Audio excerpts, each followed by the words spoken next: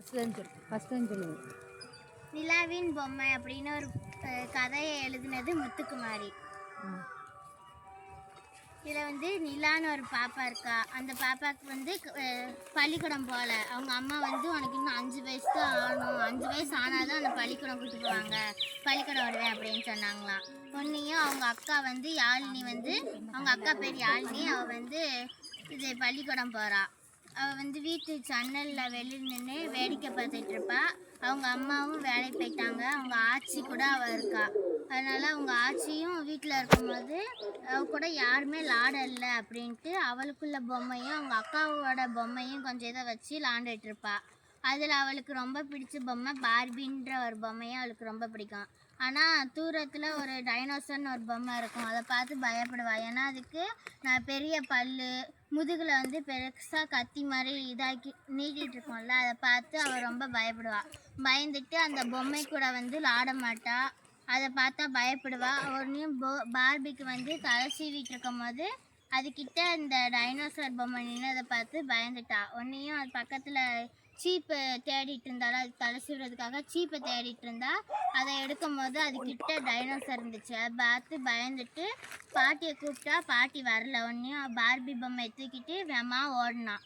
ஓடும் போது கதவு தாண்டி போகும்போது கதவுக்கு முன்னாடி வந்து நின்றுச்சு. உன்னையும் இவள் வந்து ஒழுங்காக இங்கேருந்து போயிடு, இல்லைன்னா நான் பாரு அப்படின்னு கத்திட்டு இருந்தா.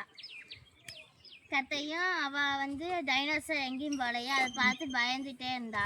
அதுக்கப்புறம் அவள் அங்கேருந்து இந்த பக்கம் இது சீப்பை தேடி மேலே ஏறும் போது ஒரு சேரை பட்டு மேலே ஏறினான். அப்போ மேலேருந்து ஒரு டப்பாவை எடுக்கும் போது கீழே விழுற மாதிரி போவையும் அந்த பாக்ஸை வந்து கீழே இருந்து டைனோசர் பிடிச்சிக்கிச்சு.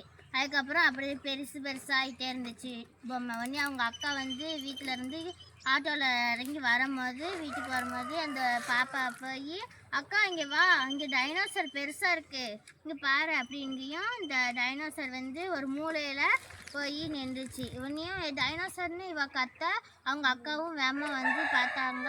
ஆனால் பார்த்தா அது எதுவுமே சேரல, அது பாட்டி ஓரமாக இருந்துச்சு. உடனேயும் அவங்க அக்கா அடுத்த நாள் ஸ்கூலுக்கு போகும்போதையும் மறுபடியும் அந்த டைனோசர் வந்து இவட்ட அப்படியே பேசுனுச்சு. உடனே இதுவ வந்து பார்த்து பயந்துட்டு அவங்க பாட்டியை கூப்பிட்டா. அவங்க பாட்டி வந்து கதவை அடைச்சிட்டு வீட்டுக்குள்ளே படுத்துட்டாங்க.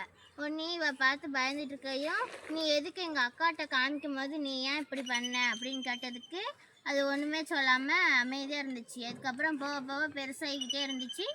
உடனே அது பறந்துச்சு. ஒரு நாள் எப்படி பறக்க முடியுதுன்னு கேட்டதுக்கு நீங்கள் வா நான் ஒன்றையும் கூப்பிட்டு பறக்கேன் அப்படின்ட்டு அதுவும் இந்த பல்லையை வச்சு பறந்துச்சு. யாரும் வாசிங்களா புக்கு? யாரும் எடுத்துகிட்டு போனாங்களா? இங்கே உள்ளவங்க யாரும் எடுத்துகிட்டு போனாங்க.